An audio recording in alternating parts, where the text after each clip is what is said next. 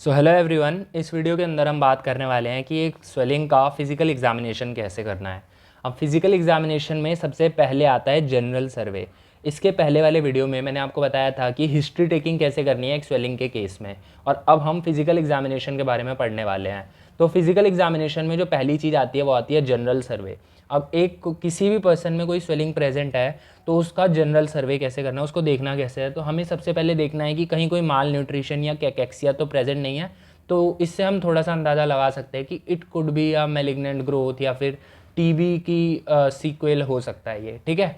अब abnormal attitude देखना है। एबनॉर्मल एटीट्यूड का मतलब कि अगर कोई ऑस्टियोसार्कोमा है जो कि किसी नर्व पे प्रेस कर रहा होगा तो उसकी वजह से पैरालिसिस हो सकता है, तो हमें ये चीज़ देखनी है, ठीक है।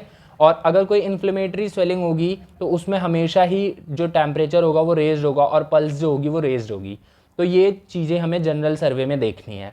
अब लोकल एग्जामिनेशन से शुरू करते हैं। लोकल एग्जामिनेशन में टोटल हम 15 पॉइंट पढ़ने वाले हैं इंस्पेक्शन के अंदर। सबसे पहला पार्ट होता है इंस्पेक्शन। किसी भी हम सिस्टम का एग्जामिनेशन करते हैं तो सबसे पहले 4 हेडिंग्स होती हैं: इंस्पेक्शन, पैल्पेशन, परकशन और ऑस्कल्टेशन। तो मैंने सोचा है कि इन चारों का अलग अलग पार्ट में वीडियोस बनाऊंगा, क्योंकि अकेले इंस्पेक्शन में ही हमें 15 पॉइंट्स पढ़ने पड़ेंगे। तो आपको बिल्कुल अच्छे से टू द पॉइंट ये सारे पॉइंट्स याद होने चाहिए, क्योंकि आपकी क्लिनिकल प्रैक्टिस में उतना काम आएगा जितना आपके एग्जाम में काम आएगा। तो आपको बिल्कुल अच्छे से पता होना चाहिए कि इंस्पेक्शन में क्या क्या पॉइंट्स होते हैं, पैल्पेशन में क्या क्या होता है, और ऑस्कल्टेशन में क्या करना होता है, परकशन में क्या करना होता है। तो चलिए शुरू करते हैं।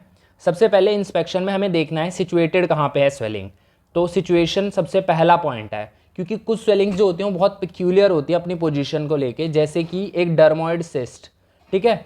ये जो डर्मोइड सिस्ट होती हैं ये हमेशा मिड लाइन के आसपास ही आपको देखने को मिलेंगी, या फिर ऐसी जगहों पे जहाँ पे दो तरह के प्रोसेसेस का फ्यूज़न हो रहा होगा। जैसे कि हमें आउटर कैंथस ऑफ आई पे एक डर्मोइड सिस्ट देखने को मिल सकता है, क्योंकि वहाँ पे फ्रंटोनेजल और मैक्सिलरी प्रोसेस जो है इन दोनों का फ्यूज़न हो रहा होता है। या फिर हमें पोस्ट ऑरिक्यूलर डर्मोइड सिस्ट देखने को मिल सकता है बिहाइंड द ईयर, क्योंकि वहाँ पे जो मेसोडर्मल हिलोक्स हैं जो कि पिन्ना का फॉर्मेशन करते हैं उनका फ्यूज़न होता है। तो हमेशा सिचुएशन देखना बहुत ज़रूरी है, इससे हम पता लगा सकते हैं, एक थोड़ा सा अंदाज़ा लगा सकते हैं कि ये किस तरह की स्वेलिंग हो सकती है, ठीक है।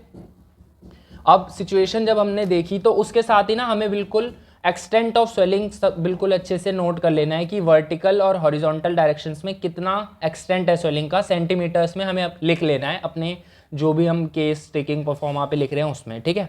अब कलर देखना है। कभी कभी जो कलर है वो हमें डायग्नोसिस का हिंट दे सकता है, जैसे कि जो नेवस होते हैं, बेनाइन नेवस या मेलानोमा, वो ब्लैक कलर के होते हैं। जो हिमेंजियोमास होते हैं वो रेड या पर्पल कलर के होते हैं, और जो रेन्युला होता है टंग के ऊपर वो ब्लूइश कलर का होता है, ठीक है।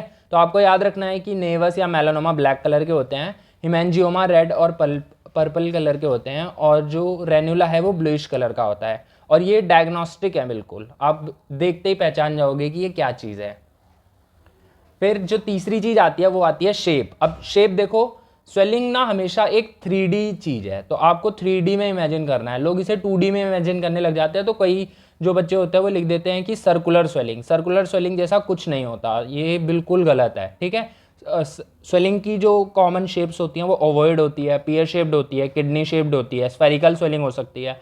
अब जो स्वेलिंग है वो कभी भी सर्कुलर नहीं हो सकती, क्योंकि हमें उसके डीपर डायमेंशन के बारे में पता ही नहीं है। तो इंस्टेड हमें स्फेरिकल वर्ड यूज़ करना है हमेशा, ठीक है। तो आपको याद रखना है कि शेप हमेशा 3D में आएगी स्वेलिंग की। अब साइज हमें क्लियरली मेंशन करना है उसका वर्टिकल और हॉरिजॉन्टल डायमेंशन, जिससे कि हम अपने केस रिकॉर्ड में पता कर सके कि कितनी बड़ी स्वेलिंग है, वो केस रिकॉर्ड पढ़ के ही पता लग जाए। अब सरफेस पे हमें क्या देखना है। कभी कभी ना जो सरफेस होता है उसकी अपीयरेंस बिल्कुल डायग्नोस्टिक होती है, क्योंकि हम इंस्पेक्शन कर रहे हैं तो अभी हमें हाथ नहीं लगाना पेशेंट को, अभी हमें सिर्फ इंस्पेक्ट करना है। तो कभी कभी डायग्नोस्टिक होती है और बहुत ऑब्वियस होती है, जैसे कि कॉलीफ्लावर सरफेस हो सकता है स्क्वामस सेल कार्सिनोमा का, या इरेगुलर न्यूमरस ब्रांच सरफेस हो सकता है एक पैपिलोमा का, ठीक है। तो सरफेस से हमें ये पता लग जाएगा। अब इसके अलावा एजेस देखने हैं। कभी कभी जो एजेस होते हैं वो क्लियरली डिफाइंड एजेस होते हैं, और कभी कभी इनडिस्टिंक्ट होता है कि हम पता नहीं लगा सकते कि कहाँ पे है इस स्वेलिंग का एज। स्वेलिंग जो है वो सिसाइल हो सकती है, पेडंकलेटेड हो सकती है। सिसाइल का मतलब बिल्कुल चिपकी हुई, और पेडंकलेटेड का मतलब एक पेडंकल के थ्रू ऐसे हैंग कर रही है, ठीक है। तो बिल्कुल चिपकी हुई अगर स्वेलिंग है स्किन सरफेस से तो वो सिसाइल होती है, और एक पेडंकल के थ्रू हैंग कर रही है तो उसे पेडंकलेटेड कहते हैं, ठीक है। अब इसके बाद हमें नंबर देखना है। कुछ स्वेलिंग जो होती हैं वो हमेशा मल्टीपल होती हैं, जैसे डाइफिजियल एक्लेसिस जिसमें बोन्स के लॉन्ग एंड्स पे हमें एक्सोस्टोसिस देखने को मिलता है, या फिर न्यूरोफाइब्रोमेटोसिस, इसमें भी मल्टीपल स्वेलिंग देखने को मिलती है, और मल्टीपल ग्लैंडुलर स्वेलिंग्स, तो ये सब मल्टीपल स्वेलिंग्स होती हैं। और कुछ जो स्वेलिंग्स होती हैं वो ज़्यादातर केसेस में सॉलिटरी होती हैं, जैसे लाइपोमा और डर्मोइड सिस्ट। अब जो हमें नेक्स्ट चीज़ देखनी है वो देखनी है पल्सेशन।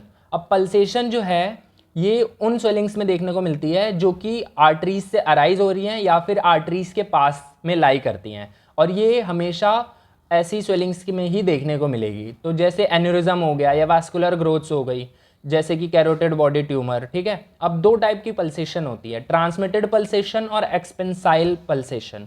ट्रांसमिटेड जो पल्सेशन होती है वो उन स्वेलिंग्स में देखने को मिलती है which lies just superficial to an artery. मान लो ये एक आर्टरी जा रही थी और इसके ऊपर एक स्वेलिंग है, तो उसमें हमें ट्रांसमिटेड पल्सेशन देखने को मिलेगी। इस आर्टरी की वॉल से इसका कोई ज़्यादा रिलेशन नहीं है, इसके ऊपर पड़ी हुई है ये स्वेलिंग।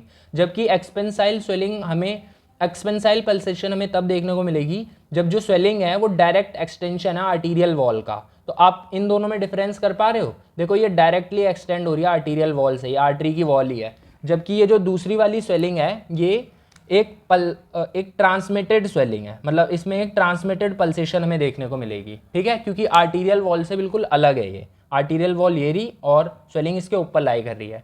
तो ये हमें याद रखना है डिफरेंस कि ट्रांसमिटेड पल्सेशन किस में देखने को मिलती है और एक्सपेंसाइल पल्सेशन किस में देखने को मिलती है। अब नेक्स्ट स्टेप में हमें देखना है पेरिस्टाल्सिस। पेरिस्टाल्सिस हमें कुछ केसेस में देखने को मिल सकता है, जैसे कंजेनाइटल हाइपरट्रॉफिक पाइलोरिक स्टेनोसिस में, और जो कुछ ऐसी स्वेलिंग्स होती है जो इंटेस्टाइनल ऑब्स्ट्रक्शन कॉज कर सकती हैं, तो उसमें हमें विजिबल पेरिस्टाल्सिस देखने को मिल सकता है। नेक्स्ट चीज़ है मूवमेंट विद रेस्पिरेशन। जो अपर एब्डोमेन में से जो स्वेलिंग्स अराइज होती हैं, जैसे कि liver, spleen, stomach, gall bladder और hepatic and splenic flexure of transverse colon, इन जगहों से जो स्वेलिंग्स अराइज होती हैं वो मूव करती हैं विद एवरी ब्रीदिंग, ठीक है, रेस्पिरेशन के साथ वो मूव करती हैं। फिर इम्पल्स ऑन कफिंग। अब ये जो कफिंग इम्पल्स है ये कैसे देखना है, तो जो स्वेलिंग्स जो एब्डोमिनल कैविटी के साथ कॉन्टिन्यूटी में होती हैं, या प्लूरल कैविटी के साथ कॉन्टिन्यूटी में होती हैं, या फिर स्पाइनल कैनाल के साथ कॉन्टिन्यूटी में होती हैं, वो हमेशा एक इम्पल्स देती हैं वाइल कफिंग। अब इम्पल्स को आपको पता कैसे चलेगा, तो ना आपको जब अभी मैं नेक्स्ट पार्ट पढ़ाऊंगा तो पैल्पेट करना सिखाएंगे। तो पैल्पेट में आपको ऐसे ग्रैस्प करना है स्वेलिंग को, और जब पर्सन कफ करेगा तो उसमें आपको एक इम्पल्स महसूस होगी। और अगर कोई बच्चा है तो उसके केस में ना क्राइंग जो होगी विल वर्क एज कफिंग, मतलब बच्चा रोएगा तो उसमें हमें पल्सेशन फील होगी इसकी स्वेलिंग में। तो ये था इम्पल्स ऑन कफिंग।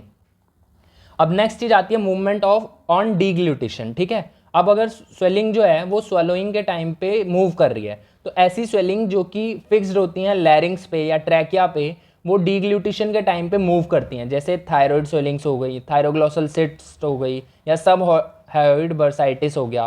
तो ये हमेशा मूव करती हैं डीग्लूटेशन के टाइम पे, या फिर प्री और पैराट्रेकियल लिम्फ नोड एनलार्जमेंट है, तो ये सारी स्वेलिंग्स मूव करेंगी वाइल स्वेलोइंग।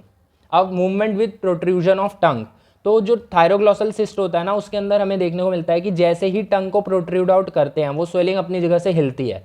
तो इससे हमें पता लग जाता है कि इसका रिलेशन है थायरोग्लोसल ट्रैक्ट के साथ। तो आपको याद रखना है movement with protrusion of tongue thyroglossal cyst में हमें देखने को मिलता है। आगे चलते हैं। अब हमें नेक्स्ट पार्ट में देखना है स्किन ओवर द स्वेलिंग। अगर स्किन जो है वो रेड और एडमेटस है तो ये एक इन्फ्लेमेटरी स्वेलिंग हो सकती है। अगर स्किन टेंस ग्लॉसी है विद वीनस प्रोमिनेंस तो ये एक सार्कोमा हो सकता है। अगर एक ब्लैक पंक्चम प्रेजेंट है ओवर क्यूटेनियस स्वेलिंग तो ये एक सिबेशियस सिस्ट हो सकती है। अगर पिगमेंटेशन प्रेजेंट है स्किन के ऊपर तो ये मोल्स हो सकते हैं, नेवियाई हो सकते हैं, या फिर रिपीटेड एक्सपोजर हो सकता है डीप एक्सरेज के लिए, ठीक है।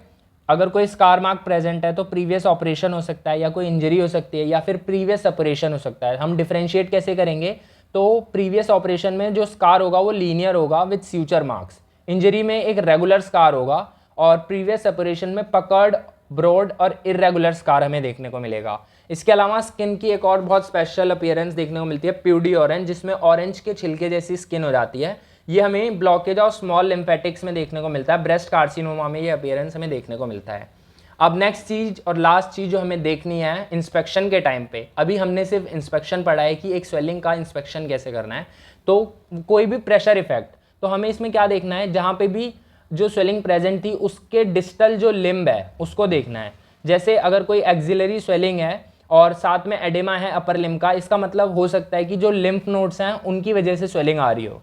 या फिर अगर वेस्टिंग हो रखी है डिस्टल लिम्ब की, मतलब कि अगर मान लो किसी का हाथ है, ऐसे करके हाथ है और यहाँ पे कोई स्वेलिंग प्रेजेंट है और नीचे पूरी वेस्टिंग हो रखी है मसल्स की, तो इसका मतलब ये हो सकता है कि यहाँ पे कोई ट्रॉमा हुआ था जिसकी वजह से या तो नर्व डैमेज हो गया है या फिर अब यह हाथ यूज़ नहीं हो रहा, जिसकी वजह से यहाँ पे हमें वेस्टिंग ऑफ मसल देखने को मिल रही है। ठीक है, इसके नीचे डिस्टल पार्ट को देखना है। और अगर स्वेलिंग इन नेक है विद वीनस एंगोजमेंट, तो इसका मतलब है कि रेट्रोस्टर्नल प्रोलोंगेशन हो गया है स्वेलिंग का, जिसकी वजह से वीनस ऑब्स्ट्रक्शन हो रहा है। तो प्रेशर इफेक्ट देखना है कि स्वेलिंग जो है वो कुछ स्ट्रक्चर्स पे प्रेस अपॉन कर रही है, जिसकी वजह से हमें ये इफेक्ट देखने को मिल रहा है, इन्हें हम प्रेशर इफेक्ट्स बोलते हैं।